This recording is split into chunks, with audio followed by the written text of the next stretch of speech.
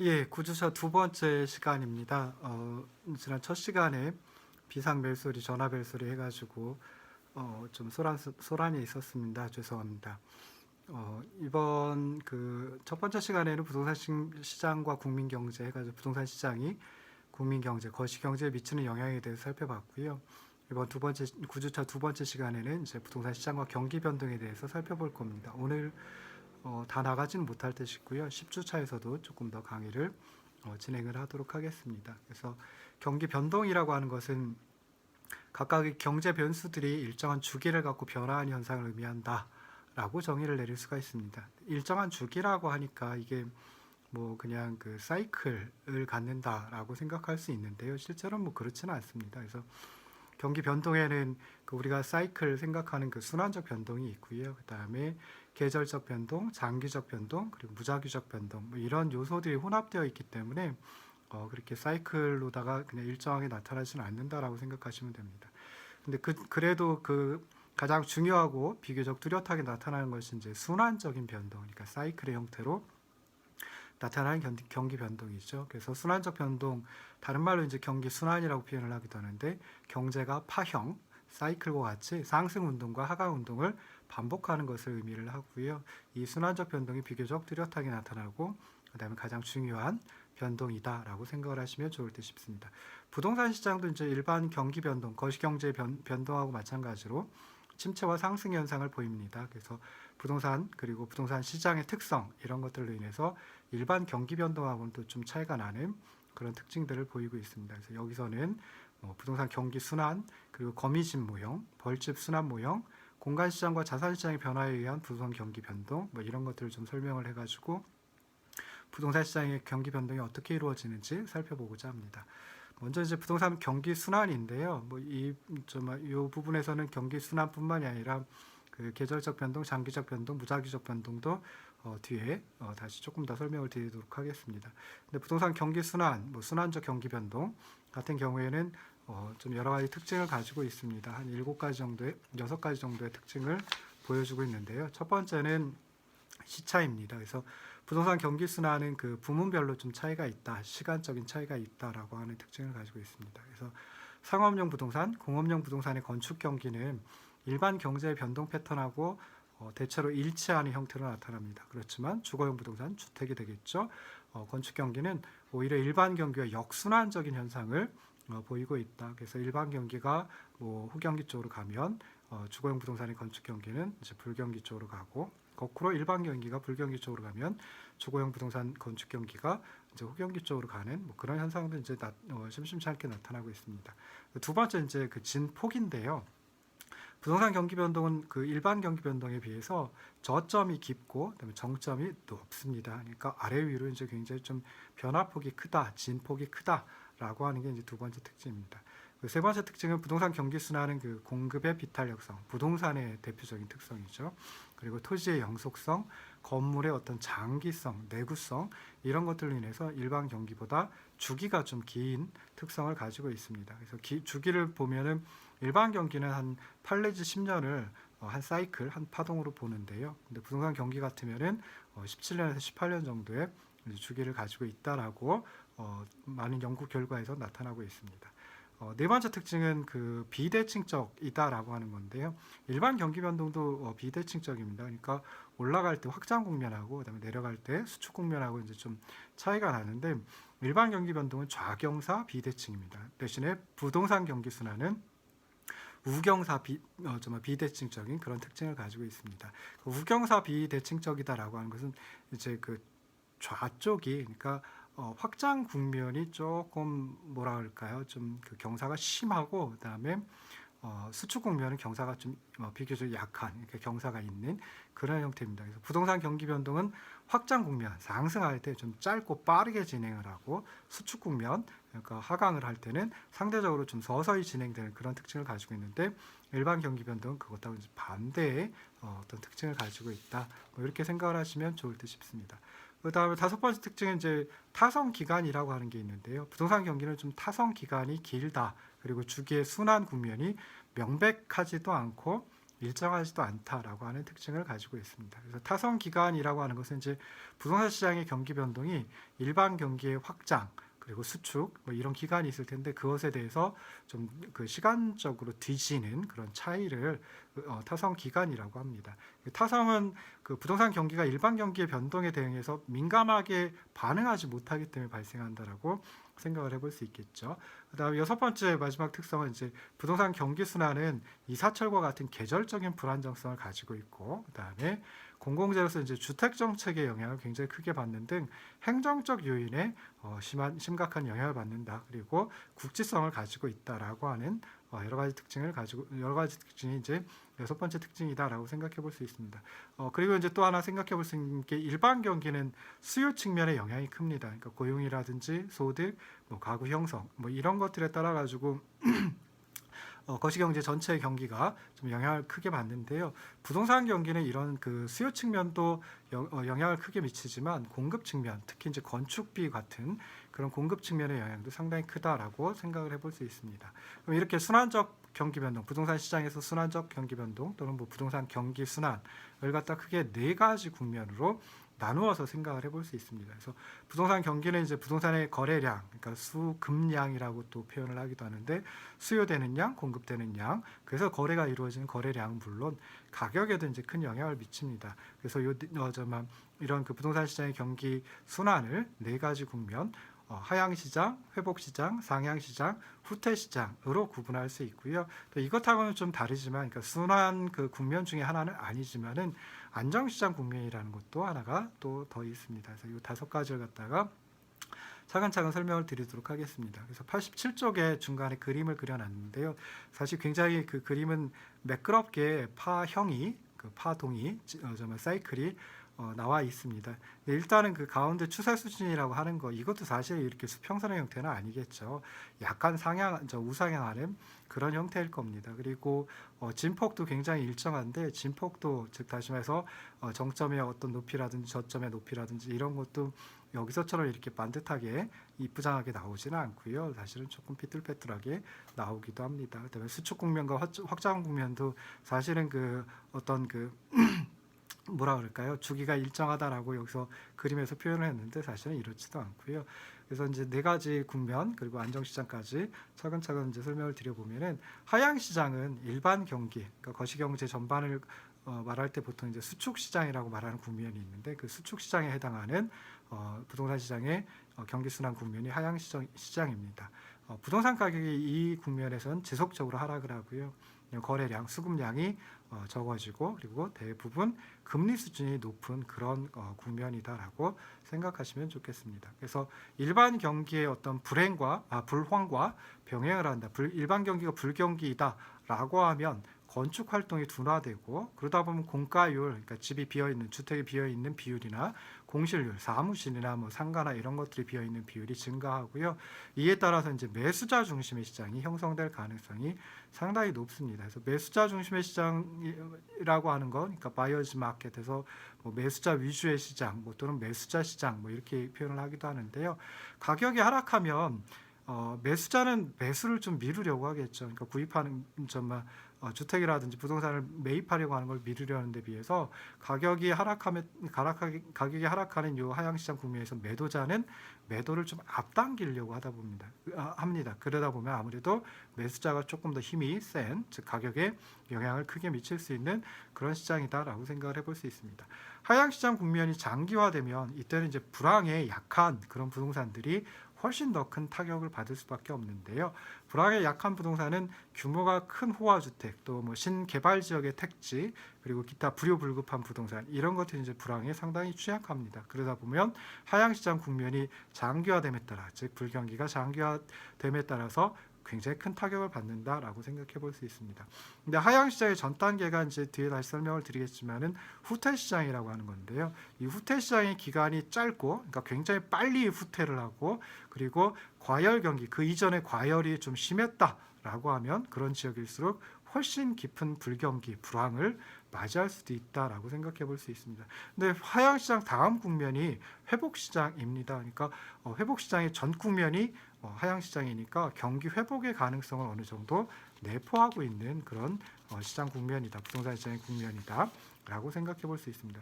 두 번째 이제 회복시장은 경기가 부동산 경기가 저점에 이르러서 하향을 더 이상 멈추고 더 이상 하향하지 않고 상승하기 시작하는 시장 국면을 회복 시장이라고 합니다. 그래서 이 시기에 그 경기 회복, 부동산 경기 회복은 좀 어떻게 보면 좀 개별적이니까 부동산 유형별로 좀 경기 회복의 속도라든지 이런 게 좀 차이가 날 수 있고요. 그다음에 지역에 따라서도 좀 차이가 날 수 있습니다.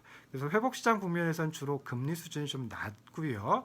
그리고 자금의 여유가 생기기 때문에 부동산 거래가 상당히 활발해지기 시작합니다. 그리고 그러다 보면은 부동산 투자라든지 투기 심리가 또 살아날 수 있겠죠. 그래서 회복 시장 국면에서는 매수자 중심의 시장, 이전 그 하향 시장에서 매수자 중심의 시장이라고 했는데, 요 회복 시장에서는 매수자 그 부동산 시장이 매수자 중심의 시장에서 매도자 중심의 시장으로 전환된다라고 생각해 볼 수 있습니다. 세 번째 국면이 이제 상향 시장 국면입니다. 상향 시장은 그 일반 경기로 따지면 확장 시장에 해당하는 시장 국면인데요.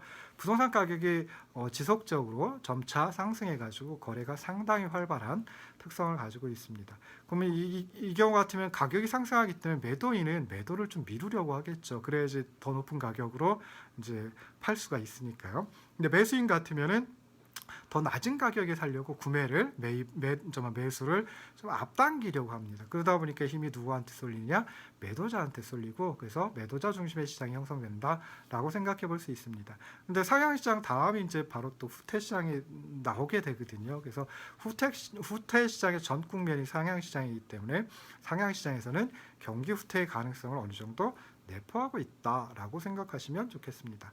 네 번째 시장 국면이 이제 후퇴 시장입니다. 그래서 후퇴 시장은 경기가 일단 정점에 이르러서 더 이상 상향을 멈추고 하강하기 시작하는 국면이다라고 생각하시고요. 이 경우 같으면 이 시장 국면 같으면 후퇴 시장 국면 같으면은 부동산 가격의 상승이 중단이 되고 가격 하락이 시작이 되고 그거에 따라서 거래량도 점차 감소하는 국면이다라고 생각하시면 좋겠습니다. 그래서 이 후퇴 시장 국면에서는 매도자 중심의 시장에서 매수자 중심의 시장으로 전환되는 시기이다라고 생각하시기 바랍니다.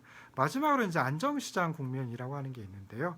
뭐 일반 경기에서는 이런 안정시장 국면을 뭐 따로 취급하지는 않습니다. 그렇긴 하지만은 부동산 시장 경기에서는 안정시장 국면을 이제 그 경기 순환 국면의 하나는 아니지만 그래도 부동산 가격이 안정되어 있거나 아니면 가벼운 상승을 지속하는 그런 시장 국면을 안정시장이라고 이제 표현을 합니다. 그래서 유동 인구가 많고 공실률이 거의 없는 중심 상업 지역의 상업용 부동산, 그리고 위치가 좋은 적정 규모의 주택, 이런 것들은 이제 불황이 굉장히 강하거든요. 그래서 그런 부동산 시장의 경우에는 안정시장 국면이 지속적으로 나타날 가능성이 상당히 높다라고 생각해 볼 수 있습니다.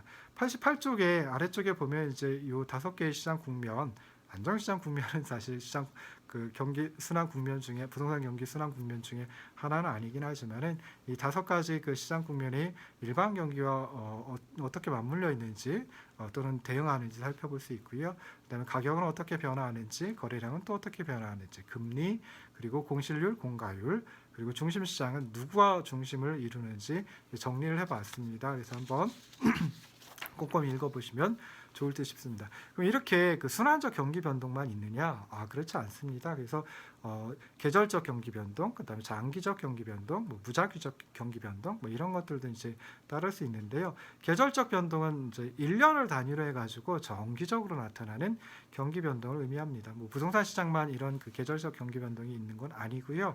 일반 경기도 이런 계절적 변동이 있습니다. 그래서 계절이 가지는 속성, 그리고 그거에 따른 사람들의 어떤 관습, 문화, 뭐 행동, 뭐 이런 것들 때문에 나타나는 게 계절적 변동이다라고 생각하시면 좋겠습니다.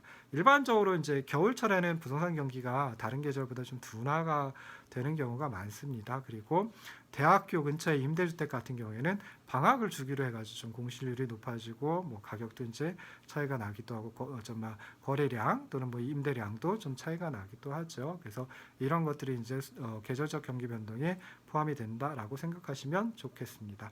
자, 두 번째가 이제 장기적 변동인데요. 장기적 변동은 일반 경제 같은 경우에 이제 통상적으로 뭐 한 50년 또는 그 이상의 기간으로 측정을 하고 있습니다. 근데 부동산 경기의 장기적 변동은 이것보다는 조금 기간이 짧고요. 그다음에 지역적으로 불규칙하게 나타나는 그런 경향이 있습니다. 그래서 좀 부동산 시장의 장기적 변동은 어떤 지역이 새로 개발되거나 아니면 기존의 지역이 재개발됨에 따라서 이제 발생한다라고 생각해 볼 수 있는데요. 예를 들어 어떤 지역이 그 새로 주거지역으로 개발이 된다라고 하면 이런 경우 많죠. 신도시 개발을 한다든지 하는 경우도 있고요. 그래서 이런 경우 같으면 이제 개발이 진척됨에 따라서 새로운 주택들이 점점 더 많아집니다. 그러면 주변에 이제 그 생활하는데 필요한 생활 편의 시설들도 많이 들어서겠죠. 근데 사람들이 몰려들고 새로운 건물이 들어서서 유용한 토지가 이제 다 사라진다. 그러니까 개발이 어느 정도 이루어졌다라고 하면 더 이상의 성장은 멈추고 지역 부동산 시장이 안정 단계로 들어서게 됩니다. 일정 기간 동안의 안정기가 지나가게 되면 그때부터는 이제 그 지역 부동산 시장이 좀 장기적으로 쇠퇴하는 그런 현상을 겪을 수밖에 없겠죠. 그래서 이런 것이 이제 부동산 시장의 장기적 변동이다라고 생각하시면 좋겠습니다. 이제 무작위적 변동이라고 하는 것도 있는데요. 무작위적 변동은 예기치 못한 사태로 초래되는 비순환적인 경기 변동을 의미한다라고 생각하시면 좋겠습니다. 그래서 뭐 정부의 정책이라든지 아니면은 자연재해, 지진, 홍수, 화재, 코로나 사태, 이런 것들, 그 다음에 노동자들의 파업, 혁명, 전쟁과 같은 이런 사태들에 따라서 초래되는 것이 무작위적 변동이다라고 생각을 하시면 좋겠습니다. 자, 이런 그 부동산 시장의 경기 변동을 설명해 주는 모형 중에 대표적인 게 또 거미집 모형이라고 하는 게 있습니다. 그래서 부동산학 개론이라든지 하는 시간에 들어보시기도 했을 텐데요. 부동산을 개발한다라고 하면 당연히 착공해서 완공하기까지 상당한 시간이 소요가 됩니다. 그러다 보면은 수요와 공급의 불균형이 더 커지는 경우가 많겠죠. 그러다가 보면 부동산 경기 순환의 진폭이 이제 일반 경기 순환보다는 훨씬 더 커지게 만드는 그런 걸 이 거미집 모형에서 설명을 할 수가 있습니다. 그래서 부동산은 수요가 증가한다라고 하더라도 공급이 비탄력적이니까 바로 반응하지를 못합니다. 그리고 당연히 이제 그 완공까지 걸리는 시간이 있기 때문에 공급이 바로 반응하지 못하겠죠. 그러면은 정확히 수요량이 공급량을 초과하는 초과 수요 상태가 발생하기 쉽고요. 그러다 보면 가격이 급등하기 쉬워집니다. 가격이 급등한다라고 하면 이게 가격이 높아지는 거니까 개발자들 입장에서 공급자들 입장에서는 부동산을 개발해서 공급한다라고 하면 더 큰 이득을 얻을 수가 있죠. 그래서 새롭게 부동산을 개발하기 시작하는데 개발 처음부터 완공하기까지는 상당한 시간이 소요되기 때문에 개발하고 있는 도중, 건축하고 있는 도중에도 가격은 계속 상승이 되고요. 그 다음은 또 새로운 공급자가 이 시장에 진입해서 또 새롭게 개발을 진행을 하기도 합니다. 그럼 건물이 완공되어가지고 공급이 증가하기 시작하면 이때는 초과 수요, 아까 수요량이 가격이 급등해가지고 수요량이 공급량을 초과하는 초과 수요 상태가 만들어졌었는데 이게 점차적으로 해소가 되겠죠. 공급량이 늘어나다 보니까 그 초과 수요가 점차적으로 해소되고 그러다 보면 가격이 이제 하락을 하기 시작합니다. 그럼 계속 건물이 완공돼 가지고 공급이 이루어지면 오히려 거꾸로 초과 공급, 즉 공급량이 수요량을 초과하는 초과 공급 상태가 발생을 할 수도 있고요. 가격이 더 하락한다라고 하면 그때는 새로운 수요가 창출될 때까지 이런 초과 공급 상태가 지속된다라고 생각해 볼 수 있습니다. 그래서 이렇게 부동산 시장에서 수급량이 시차를 가지고 수요량과 공급량이 시차를 가지고 임대료 또는 가격 변동에 대응하는 과정을 거미집 모형으로 설명을 할 수가 있습니다. 여러 가지 가정이 있고 그렇긴 하는데요. 이런 그 거미집 모형은 그 소비재 성격을 가지고 있는 주거용 부동산 주택보다는 대규모 임대 공간을 창출하는 상업용 부동산이나 업무용 부동산, 공업용 부동산의 경우에 더욱 빈번히 나타난다라고 생각해 볼 수 있습니다. 90쪽의 그 가운데 이제 거미집 모형을 갖다가 설명하는 그림을 제가 그 표현을 해봤습니다. 이런 형태의 그림보다는 다른 형태의 그림, 그냥 수요 곡선과 공급 곡선이 하나씩 있는 그리고 이제 두 개의 그림을 보통 그려놓죠. 그래서 그런 경우를 많이 생각해 볼 수 있는데요. 그런데 여기선 그냥 제가 보기에 훨씬 더 좋은 그 설명인데 싶어서 안정근 교수님의 교재에서 따와서 요 90쪽의 가운데 그림을 그려봤습니다. 그래서 그림을 설명을 드리면은 애초에 부동산 시장에서 수요 곡선과 공급 곡선, 그러니까 애초에 수요 곡선은 D고 그다음에 애초에 공급 곡선 S인데 이 둘이 만나는 이점에서 균형을 이루게 되고 그다음에 애초에 균형 임대료는 R0, 애초에 균형 거래량은 Q0이다라고 생각해 볼 수 있습니다. 또 어떤 이유인지 모르지만 수요가 증가해서 수요 곡선이 D에서 D'으로 오른쪽으로 이동한다라고 하면 그래도 단기적으로는 부동산의 공급량은 고정되어 있죠. 불변이죠. 그래서 그러다 보면 여전히 이제 공급량은 Q0이다라고 생각해 볼 수 있습니다. 근데 Q0의 수량에서 이제 새로운 수요 곡선 가지고 보면 수요자는 임대료를 R1까지 지불할 용의가 있거든요. 그러니까 수요 곡선의 높이는 항상 그 소비자의 한계 편익, 추가적으로 소비했을 때 얻게 되는 추가적인 편익, 그만큼까지는 지불할 용의가 있어서 뭐 지불 의사 가격이라고 하기도 하는데 여기서 Q0의 수량에서 보면 새로운 수요 곡선 D'의 높이, 즉 다시 말해서 R1이라고 하는 게 이제 지불 의사 가격, 지불 의사 임대료가 됩니다. 그래서 R1까지 지불할 용의가 있는데 그런데 뭐 시장에서 형성된 가격은 R0에서 이제 있었겠죠. 그러다 보면은 수요자들이 더 높은 가격을 지불하고 구입을 하려다 보니까 임대료가 점차 상승하기 시작합니다. 시장 임대료가 R1까지 상승하면 더 이상 상승할 이유가 없죠. 거기까지만 지불할 용의가 있으니까. 그러면 이제 공급자는 어떻게 하느냐? 이제 임대료가 R1으로 높아졌으니까 당연히 쭉 따라가 가지고 공급 곡선과 만나는 점에 대응하는 Q1까지 이제 공급을 하려고 하게 됩니다. 그럼 부동산을 이제서야 이제 개발하기 시작하겠죠. 그리고 일정한 시간이 지나면 그 개발한 부동산이 시장에 출하돼서 공급량이 실제로 Q1이 돼버립니다. 그런데 R1의 임대료에서 수요량은 Q0이고 공급량은 Q1이죠. 그러다 보면 Q0, Q1 그 차이만큼의 초과 공급이 발생하기 시작하고요. 공급량이 수요량을 초과하면 가격이 여기서는 임대료가 하락하기 시작합니다. 시장 임대료가 하락해가지고 R2까지 하락한다라고 하면 그때는 수요량은 Q1이고 이제 공급량은 공급 곡선 S에 따라 가지고 Q2가 돼 버립니다. 수요량은 이제 Q0 수요량은 Q2가 수요량은 Q1이고 공급량 Q2가 되는 거죠. 그러다 보면 Q1과 Q2의 차이만큼 초과 수요가 발생을 하고 수요량이 공급량을 초과하니까 임대료가 이제 또 상승을 하기 시작합니다. 그래서 이렇게 임대료가 상승 하락 이걸 계속 반복을 하다 보면은 결국 E'점, 즉 새로운 수요 곡선 D'과 공급 곡선 S가 만나는 E'점에서 새로운 균형이 형성이 되고요. 균형 임대료는 R' 그리고 균형 거래량은 Q'으로 이제 Q'이 돼 버립니다. 여기서 이제 그 일반적인 거미줄 모양에서 설명하는 건 이 경우는 이제 그 수요의 가격 탄력성이 공급의 가격 탄력성보다 더 크기 때문에 수렴한다라고 하는 걸 설명을 하고요. 만약에 수요의 가격 탄력성이 공급의 가격 탄력성보다 더 낮다라고 하면, 즉 수요 곡선이 좀 더 그 수직선에 가깝고 공급 곡선이 수평선에 가깝다라고 하면 그때 이제 발산되는 그런 현상이 나타난다라고 설명을 합니다. 그래서 부동산 가격이 급등해가지고 계속 이렇게 변동하는 뭐 그런 걸 설명을 하기도 하는데요. 어찌됐든 부동산 가격은 뭐